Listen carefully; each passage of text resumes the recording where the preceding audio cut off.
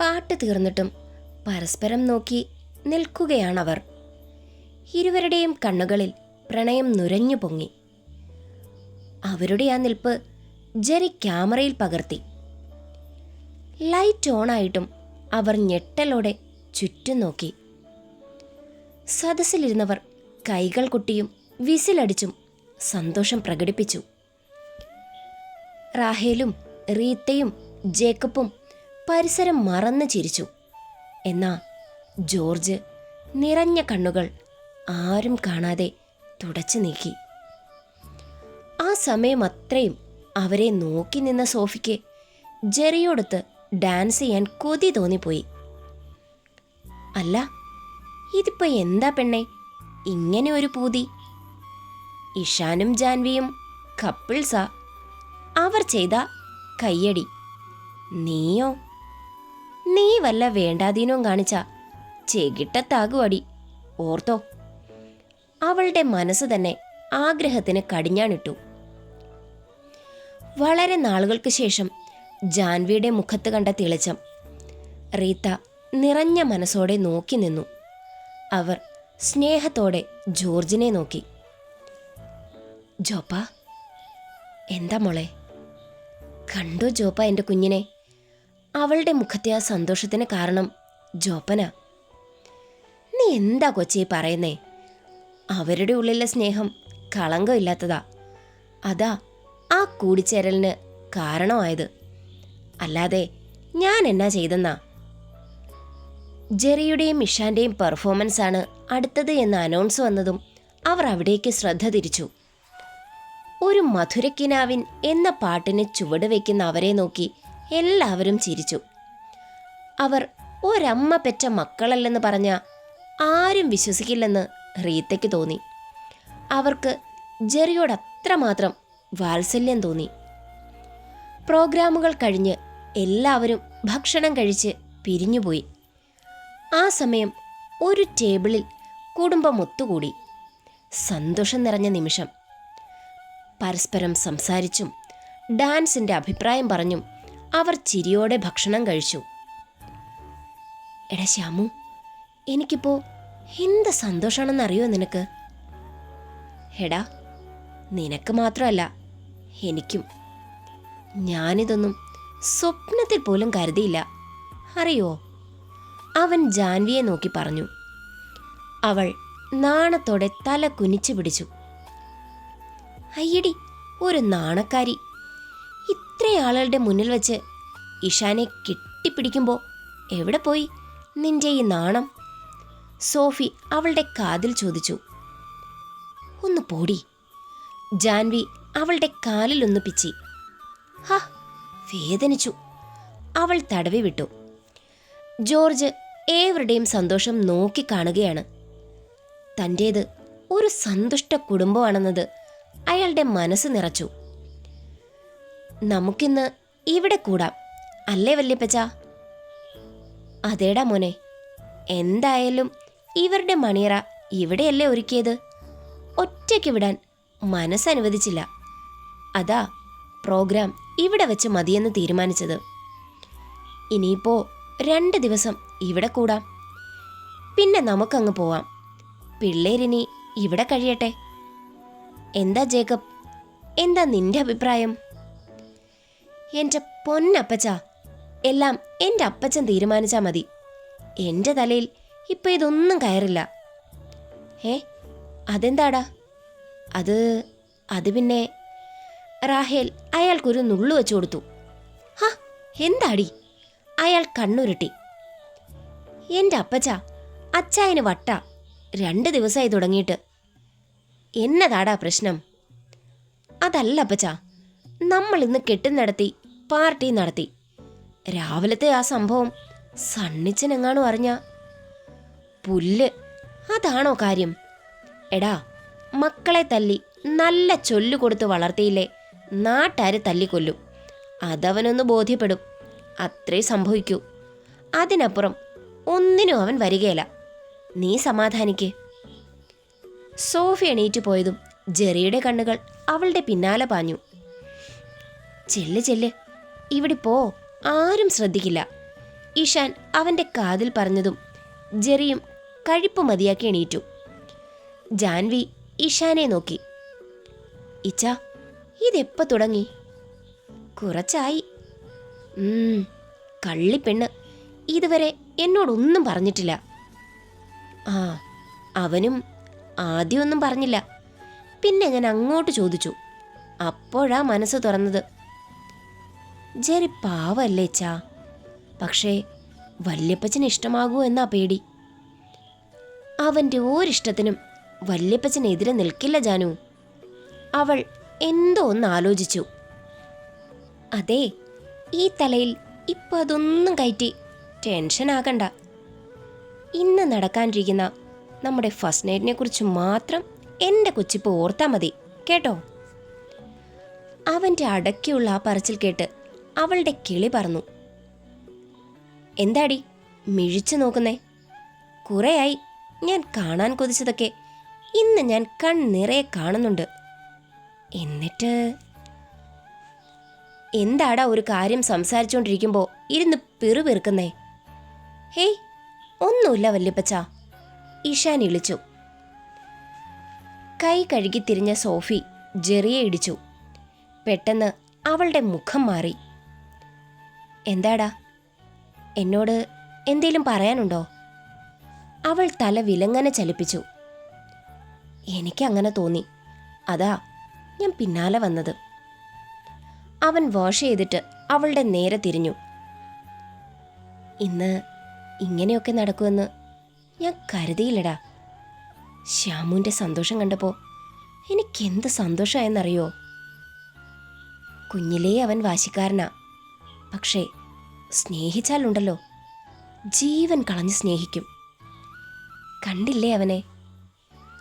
അവൻ്റെ ആ സന്തോഷം നിറഞ്ഞ മുഖം. സോഫി പെട്ടെന്ന് അവനെ കെട്ടിപ്പിടിച്ചു. ആദ്യമൊന്ന് ഞെട്ടിയെങ്കിലും അവൻ പുഞ്ചിരിയോടെ അവളുടെ തലയിൽ തഴുകി. ഞാൻ ആരെയും കണ്ടില്ല.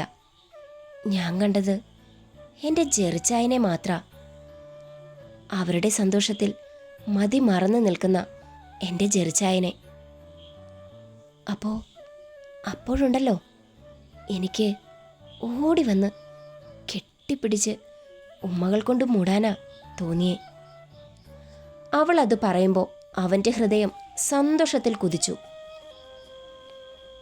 ജെറിച്ചായ, എനിക്കിപ്പോൾ മറ്റൊന്നും കാണാനോ കേൾക്കാനോ കഴിയുന്നില്ല. എൻ്റെ ലോകം ഇപ്പോൾ ജെറിച്ചായനാ, ജെറിച്ചായൻ മാത്രം. അവളുടെ സ്വരത്തിൽ പോലും അവനോടുള്ള പ്രണയം അവൻ തിരിച്ചറിഞ്ഞു. അവൻ അവളുടെ തലയിൽ ചുണ്ടുകൾ അമർത്തി. അവളവനെ ചുറ്റിപ്പിടിച്ചു.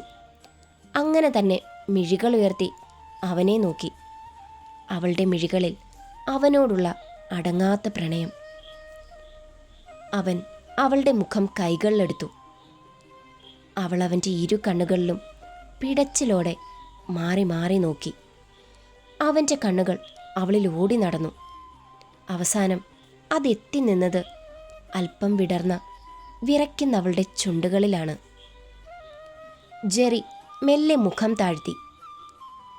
ആദ്യമായി അവൻ്റെ കണ്ണിൽ വിരിയുന്ന ആ ഭാവം കണ്ട് അവൾ ഉമിനീർ വിഴുങ്ങി.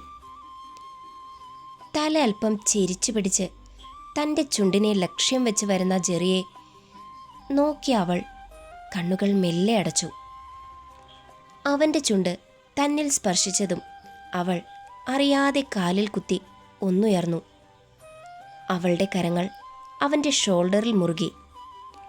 ജെറി അന്നാദ്യമായി അവളുടെ ചുണ്ടിൻ്റെ മാധുര്യം നുകർന്നു. ഒട്ടും ആവേശം കാട്ടാതെ മെല്ലെ അവനത് രുചിച്ചറിഞ്ഞു. ദീർഘനേരം നീണ്ടു നിന്ന ചുംബനം. അവളുടെ വിറയലിൽ അവൻ സ്വബോധത്തിലേക്ക് വന്നു.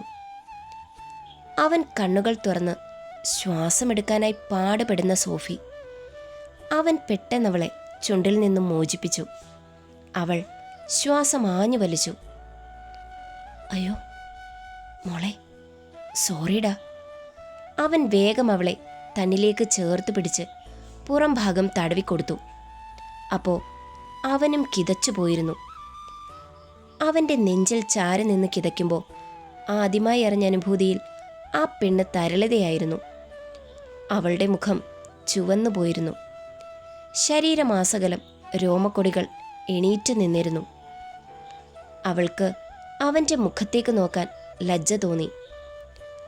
അവളുടെ ശ്വാസഗതി നോർമലായതും അവൻ സോഫി. അവൾ അവൻ്റെ നെഞ്ചിൽ മുഖം ഒളിപ്പിച്ചു പിടിച്ചു. അവന് അവളുടെ പ്രവൃത്തിയിൽ ചിരി ഉണർത്തി. സോഫി, ഇങ്ങോട്ട് നോക്കിക്കേ. പ്ലീസ്, എൻ്റെ പൊന്നല്ലേ. ആ മുഖം കാണാനുള്ള കൊതി കൊണ്ടല്ലേ. വേണ്ട, എനിക്ക് നാണോ. അയ്യേ, ഇതിനൊക്കെ എന്തിനാ നാണിക്കുന്നേ? നിന്റെ ജെർച്ചായനല്ലേ. അവൾ ചിണുങ്ങിക്കൊണ്ട് അവൻ്റെ നെഞ്ചിൽ മുഖം അമർത്തി വച്ചു. അവൻ പെട്ടെന്ന് അവളെ കെട്ടിപ്പിടിച്ചു. അവൾ ഞെട്ടലോടെ അവനെ നോക്കി. അവൻ ചിരിയോടെ ആ മുഖം പിടിച്ചെടുത്തു. അവളുടെ മുഖം ചുവന്നുപോയി. അതിലും നിറമായിരുന്നു അവളുടെ ചുണ്ടുകൾക്ക്. ചോര തൊട്ടെടുക്കും പാകത്തിന് ചുവന്ന് തുടുത്തുപോയവ. സോഫി, അവൻ്റെ പ്രണയം നിറഞ്ഞ സ്വരം. ഞാൻ ആദ്യമായി അറിഞ്ഞത് നിന്നിലെ മധുരമാ. എനിക്ക് എന്താ പറ്റുകയെന്നറിയുന്നില്ല. ഞാൻ ഇങ്ങനൊക്കെ നീ എൻ്റെ പെണ്ണാണെന്നൊരു ജർജായനോട് ദേഷ്യമുണ്ടോ പൊന്നെ? അവൾ അവനെ കെട്ടിപ്പിടിച്ചു നിന്നു. എൻ്റെ ജർജായൻ എന്താണെന്ന് എനിക്ക് നന്നായി അറിയാം. പിന്നെ എന്തിനാ എനിക്ക് ദേഷ്യം? സന്തോഷം മാത്രമേ ഉള്ളൂ. ഇഷാൻ ജാൻവിയെ ഫസ്റ്റ് ടൈം ഫ്രഞ്ച് അടിക്കുന്നത് എൻ്റെ മുന്നിൽ വെച്ചാ. അന്ന് ഞാൻ ഓർത്തു, എനിക്കാരാകും ഫസ്റ്റ് കിസ് തരുന്നതെന്ന്. അപ്പോൾ മനസ്സിലൊരാഗ്രഹമേ ഉണ്ടായിരുന്നുള്ളൂ, എനിക്കിഷ്ടമുള്ള ആളാകണമെന്ന്. കാരണം വാശിക്ക് ഇഷാൻ അങ്ങനെ ചെയ്തപ്പോൾ അവളുടെ അവസ്ഥ ഞാൻ നേരിൽ കണ്ടതാ. അതെനിക്ക് സംഭവിച്ച ഒരു പക്ഷേ ഞാൻ പിന്നെ ജീവിച്ചിരിക്കില്ല. എന്തായാലും കർത്താവ് ആ ആഗ്രഹം സാധിച്ചു തന്നു. എനിക്കിനി ചത്താലും. അവൻ പെട്ടെന്ന് അവളുടെ വായ പൊത്തി. അവൾ അവൻ്റെ കണ്ണിൽ നോക്കി. വേണ്ട, അങ്ങനെ പറയരുത്. ഞാൻ സ്നേഹിച്ചവർ എന്നെ തനിച്ചാക്കി മരണത്തിലേക്ക് പോയി. പിന്നെ എന്നെ ചേർത്ത് പിടിച്ചത് ആരാണെന്നറിയാലോ. ഇനി ഒരിക്കലും എന്നെ തനിച്ചാക്കി പോകുന്ന ആരും പറയരുത്, അതിനി തമാശയാണെങ്കിൽ പോലും. ഒരു നിമിഷം അവൻ്റെ കണ്ണുകൾ നിറഞ്ഞത് കണ്ടതും അവൾക്ക് വല്ലാത്ത വിഷമം തോന്നി. ഇല്ല ഇല്ല ജെർജായ, എൻ്റെ ജെർജായനെ വിട്ട് ഈ സോഫി എങ്ങോട്ടും പോയില്ല. അതിന് കർത്താവ് വിളിച്ചാൽ പോലും പോകില്ല. അതിനി ഈ സോഫിക്ക് കഴിയില്ല. അവൾ കരഞ്ഞുപോയി. ആ സമയം രുദ്രൻ ആനക്കാട്ടിൽ തറവാടിൻ്റെ പുറത്തെത്തി. കൂടെ അലോണയും കുറച്ച് ഗുണ്ടകളും ഉണ്ട്. ഇവന്മാർ പുതിയ പിള്ളേരാണോ? അവരുടെ ഇരിപ്പും ഭാവവും കണ്ട് അലോണ രുദ്രനോട് ചോദിച്ചു. ആ, ഇങ്ങോട്ടാണെന്നറിഞ്ഞതും മറ്റവന്മാർ വരുന്നില്ലെന്ന്. പേടിത്തൊണ്ടന്മാർ. അവരെ കുറ്റം പറയാൻ കഴിയില്ല. ആ കിഴവൻ അങ്ങനെ ഇരുന്നാ മതി. അവൾ അറിയാതെ കവിളിൽ കൈവച്ചുപോയി. രുദ്രൻ അവളെ ചുഴിഞ്ഞു നോക്കി. ഒരെണ്ണം കിട്ടിയ മട്ടുണ്ടല്ലോ. ചുണ്ടിൽ പരിഹാസം ഒളിപ്പിച്ച് അവൻ ചോദിച്ചു. ആ, ഇന്നത്തെ എൻട്രി മാസായിരുന്നു. പക്ഷേ അവനുണ്ടല്ലോ ഇഷാൻ, അവനത് കുളവാക്കി. ആ കിഴവനെ ചവിട്ടി മെതിച്ച് മുന്നേറിയതാ. പക്ഷെ പറഞ്ഞിട്ടെന്താ, ഇഷാന്റെ കൈയുടെ ചൂടറിഞ്ഞപ്പോൾ പറഞ്ഞറിയിക്കാൻ പറ്റാത്തൊരു ഫീലായിരുന്നു. അത് ഞാൻ ആസ്വദിച്ചു എന്ന് വേണേ പറയാം. പക്ഷെ ഒടുവിൽ ആ കിഴവൻ്റെ കയ്യിൽ നിന്നൊരെണ്ണം കിട്ടി. ഹോ, എൻ്റെ തല കറങ്ങിപ്പോയി. അത്രയും പിടിച്ചു നിന്ന ഞാൻ പിടിവിട്ട് താഴേക്ക് പോയില്ലേ. ഇതുവരെ ആ ഒരു മൂളൽ തലയിൽ നിന്നും പോയിട്ടില്ല. പിന്നെ എന്നാത്തിനാ നീ ഇങ്ങോട്ട് വന്നേ? അവിടെ ഇരുന്നാ പോരായിരുന്നോ? ഇവിടെ ബാക്കിയുള്ളവന് പിടിച്ചു നിൽക്കാൻ പറ്റിയില്ല. അപ്പോഴാ പെണ്ണായ നിനക്ക്. അവൻ പിറുപിറുത്തു. അതെന്താണെന്നറിയോ രുദ്ര? ഈ ഒരു എഫക്റ്റ് പോകും മുന്നേ എനിക്കയാൾക്കൊരു പണി കൊടുക്കണം. ഇല്ലെങ്കിൽ പിന്നെ ഞാൻ ജീവിച്ചിരുന്നിട്ട് എന്താടോ കാര്യം? അതാ ഇന്ന് രാത്രി തന്നെ ഇവിടേക്ക് വരാൻ ഞാൻ നിർബന്ധം പിടിച്ചത്.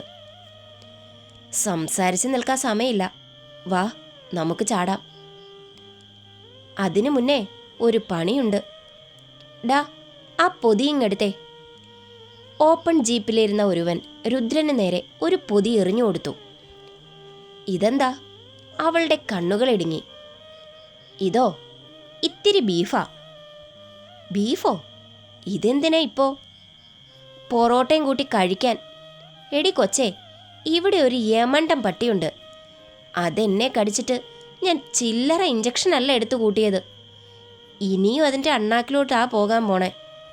ഓ, അതിന് കൊടുക്കാനാണല്ലേ ബീഫ്? ഇതേ വെറും ബീഫല്ല, വിഷം വച്ച ബീഫാ. നിനക്കറിയില്ല, നിൽക്കാനും ഇരിക്കാനും പറ്റാതെ ഞാൻ അനുഭവിച്ച വേദന. ആ നായിൻ്റെ മോനിനി വേണ്ട. അവൻ പകയോടെ പല്ലുകൾ കടിച്ചു. അലോണ ഒന്ന് ചിരിച്ചു. ഈ പക ആ പട്ടിയോടല്ല, ആ കിഴവനോട് കാണിക്ക്. അതാ ആണത്തം. ഉണ്ടടി, അവനും ഞാൻ കരുതിയിട്ടുണ്ട്. ഇന്ന് ഒന്നുകിൽ അവൻ, അല്ലെങ്കിൽ ഞാൻ, ആരെങ്കിലും ഒരാളെ ഇനി ഈ ഭൂമിക്ക് മുകളിലുണ്ടാകൂ. അവൻ്റെ കണ്ണുകൾ വന്യമായി തിളങ്ങി. അലോണയിലേക്കും അത് പടർന്നു. അവർ മതിലിനു പുറത്തേക്ക് ചാടി കയറി. രുദ്രൻ നീട്ടി വിസിലടിച്ചു. പക്ഷേ ആളും അനക്കോ ഇല്ലാഞ്ഞത് അവരെ അമ്പരപ്പിച്ചു. ഇന്ന് അവരുടെ കെട്ടായിരുന്നു എന്നല്ലേ നീ പറഞ്ഞത്? പിന്നെന്താ ഇവിടെ ആളനക്കം ഇല്ലാത്തത്? രുദ്രൻ സംശയത്തോടെ അവളെ നോക്കി. രുദ്ര, പിന്നിൽ നിന്നും ഗുണ്ടകൾ ഒരുത്തം വിളിച്ചു. അവർ ഇവിടെ ഇല്ല, ഇവരുടെ ഔട്ട് ഹൗസിലാണെന്ന്. നിന്നോടിതിപ്പോൾ ആരാ പറഞ്ഞേ? മുതലാളി. അയ്യോ, മുതലാളിയോ? ദാ ലൈനിലുണ്ട്. രുദ്രൻ പെട്ടെന്ന് ഫോൺ വാങ്ങി കാതോട് ചേർത്തു. രുദ്ര, പറഞ്ഞോ, ഞാനാ. അയാൾ പറഞ്ഞത് അവൻ മൂളി മൂളി കേട്ടു. ജാൻവി കുളിച്ചു വന്നതും റീത്തയും റാഹേലും അവളെയും കൊണ്ട് റൂമിലേക്ക് കയറി. ഇരുവരും പുഞ്ചിരി തൂകുന്നുണ്ട്. അവൾക്കാണെ അത് കണ്ടിട്ട് നാണം തോന്നി. ജാനിക്കുട്ടി, ഇന്നെൻ്റെ പുത്രൻ കാത്തുകാത്തിരുന്ന നിമിഷമാണ്. ആളൊരു റൊമാൻറ്റിക് ഹീറോ ആണെന്ന് അവൻ തന്നെ തെളിയിച്ച സ്ഥിതിക്ക് ഒന്ന് മുൻകരുതലെടുക്കുന്നത് നന്നായിരിക്കുമെന്ന് തോന്നുന്നു, അല്ലേ റീത്തേ? അതെ അതെ, അവർ ചിരിച്ചു. അയ്യേ, ഈ അമ്മച്ചിമാർക്ക് നാണമില്ലേ? അവൾ മുഖം പൊത്തി. അയ്യടി, ഞങ്ങളുടെ മുന്നിൽ വെച്ച് അവനെ പൂണ്ടടക്കം പിടിച്ചപ്പോൾ ഈ നാണമൊന്നും ഞങ്ങൾ കണ്ടില്ലല്ലോ, അല്ലയോ റീത്തേ? അത് ഞാൻ പറയാൻ വരുമായിരുന്നു. റീത്ത ചിരിയോടെ വീണ്ടും പറഞ്ഞു. ആ, അപ്പോൾ നീ അങ്ങനെ ഒരു നീക്കം നടത്തിയില്ലെങ്കിൽ ഞങ്ങളിന്ന് ഈ വഴിക്ക് വരില്ലായിരുന്നു, അല്ലയോ റീത്തേ? അതെ അതെ. അവൾ രണ്ടുപേരെയും മാറി മാറി നോക്കി. രണ്ടുപേരും കൂടി എന്നെ കളിയാക്കാൻ കച്ചകെട്ടി ഇറങ്ങിയതാ, അല്ലയോ റീത്തേ? റീത്ത കണ്ണു മിഴിച്ചു നോക്കി. റാഹേൽ പൊട്ടിച്ചിരിച്ചു. അതെ, അങ്ങനങ്ങ് ചിരിക്കണ്ട. അപ്പച്ചനെ ഈ കവിളിൽ ചൂട് സമ്മാനം തന്നത് ഞാൻ കണ്ടായിരുന്നു. ഞെട്ടലോടെ റാഹേൽ അവളെ നോക്കി. റീത്ത ചിരി കടിച്ചമർത്തി. എന്തേ, ആർക്കും ഇപ്പം ചിരിക്കണ്ടേ? രണ്ടും കൂടി പ്ലാൻ ചെയ്ത് വന്നേക്കുവാ. ഇപ്പം ആരാ ചമ്മിയെ? ജാൻവി പുരിക ഉയർത്തി. അവൾ അവരെ നോക്കി നിന്നിട്ട് പൊട്ടിച്ചിരിച്ചു. പിന്നെ അവരെ രണ്ടുപേരെയും ചേർത്ത് പിടിച്ചു. എനിക്കിപ്പോൾ 3 അമ്മമാരാ. ഞാൻ എന്തു ഭാഗ്യം ചെയ്തവളാ. ഞാനേ കർത്താവിന് പ്രത്യേക താങ്ക്സ് അറിയിച്ചിട്ടുണ്ട്, ഇതുപോലെ സ്നേഹമുള്ള അമ്മമാരെ എനിക്ക് തന്നതിന്. അവൾ 2 പേർക്കും ഉമ്മ നൽകി. അവർ അവളുടെ 2 കവിളിലും ഒരുപോലെ ഉമ്മ നൽകി. നിന്നെപ്പോലൊരു മോളെ തന്നതിന് ഞങ്ങളാ മോളെ കർത്താവിന് നന്ദി പറയേണ്ടത്. റാഹേൽ അത് പറയുമ്പോൾ അവളുടെ സ്വരമിടറി. അയ്യേ, ദേ സെൻറ്റി അടിച്ച് എൻ്റെ ഫസ്റ്റ് നൈറ്റ് കുളവാക്കല്ലേ. ഞാൻ കാത്തുകാത്തിരുന്ന സുന്ദരമായ നിമിഷം കളഞ്ഞു കുളിച്ച രണ്ടിൻ്റെയും ബാക്കി കൊതു കുത്തും, നോയിക്കോ. അവൾ പറഞ്ഞുകൊണ്ട് അവരെ വിട്ട് പുറത്തേക്ക് നടന്നു. അയ്യേ, ഇതെന്താ ഇങ്ങനെ? ഹെടോ, ഇന്ന് രാത്രി ഇഷാൻ എന്തോ ഒരു പണി വാങ്ങാൻ പോവാ. അതെന്താ അങ്ങനെ പറഞ്ഞേ? അവളുടെ മട്ടും ഭാവവും കണ്ടിട്ട് ഇന്ന് ഇഷാൻ കൊതിച്ച മാതിരി ഫസ്റ്റ് നൈറ്റ് അല്ല നടക്കാൻ പോകുന്നത്. ആലോചിച്ച് നിന്ന റാഹേലിനെ ഒന്ന് ഞോണ്ടി റീത്ത വിളിച്ചു. അതെ, ആ പാവം കുറേയായി പട്ടിണിയല്ലേ, ഇവിടെ നിന്ന് നേരം വെളുപ്പിക്കാതെ ചെല്ലാൻ നോക്ക്. റാഹേൽ ഒരു വിളറിയ ചിരി പാസാക്കി. കേട്ടായിരുന്നു അല്ലേ? റീത്ത ചിരിയോടെ തലയാട്ടി. റാഹേൽ ചമ്മിയ ചിരിയോടെ റീത്തയെ നോക്കി. ചമ്മണ്ടടോ, ഇതൊക്കെ ഒരു ഭാഗ്യ. ഇഷാന് കൊടുക്കേണ്ട സ്നേഹം കുറഞ്ഞു പോയാലോ എന്നർത്ഥല്ലേ രണ്ടാമതൊരു കുഞ്ഞിനെക്കുറിച്ച് നിങ്ങൾ ചിന്തിക്കാഞ്ഞത്? റാഹേൽ അവരെ മിഴിച്ചു നോക്കി. നോക്കണ്ട, ജോപ്പൻ എൻ്റെ അച്ചായനോട് പറഞ്ഞിട്ടുണ്ട്. അവൻ വലുതായപ്പോൾ അവൻ എന്ത് കരുതുമെന്നായി അല്ലേ? അതിൻ്റെ ഒരാവശ്യവും ഇല്ല റാഹേലേ. അമ്മയാവുകെന്ന കർത്താവിൻ്റെ വരദാനമാണ്. ഒരിക്കലും അതിന് കഴിയാത്ത നിർഭാഗ്യവതിയായ ഒരാളാണ് ഞാൻ. അതുകൊണ്ട് പറയുക, ദൈവത്തിൻ്റെ ദാനം വേണ്ടെന്ന് വയ്ക്കരുത്. 2 കൈ നീട്ടി സ്വീകരിക്കണം. ഞാനുണ്ട് കൂടെ. ഞാൻ നോക്കിക്കോളാം, പൊന്നുപോലെ. ചെല്ല്. റാഹേൽ നിറഞ്ഞ കണ്ണുകളോടെ അവരെ കെട്ടിപ്പിടിച്ചു. റീത്തയ്ക്ക് ഭാഗ്യമില്ലെന്ന് ആരാ പറഞ്ഞേ? ജാനിമോളെ പോലെ ഒരു മോളെ കിട്ടിയ റീത്ത ഭാഗ്യവതി തന്നെയാ. അക്കാര്യത്തിൽ എനിക്കിത്തിരി കുശുമ്പുണ്ടെന്ന് കൂട്ടിക്കോ. റാഹേൽ ചിരിച്ചു. ഒപ്പം റീത്തയും. ശരിയാ, അതിൽ ഞാൻ ഭാഗ്യവതി തന്നെയാ, അവർ ഉള്ളിലോർത്തു. ജാൻവി മെല്ലെ മെല്ലെ റൂമിൻ്റെ വാതിൽ ചെന്ന് അകത്തേക്ക് തല മാത്രം ഇട്ടു. റൂമിൽ അവനെ കാണാത്തതും അവളുടെ മുഖത്ത് സംശയം നിഴലിച്ചു. അവൾ മെല്ലെ ഡോർ തുറന്ന് അകത്തേക്ക് കയറി. ഷടാ, ഇതെവിടെ പോയി? ബാത്റൂമിലെങ്ങാനും ആണോ?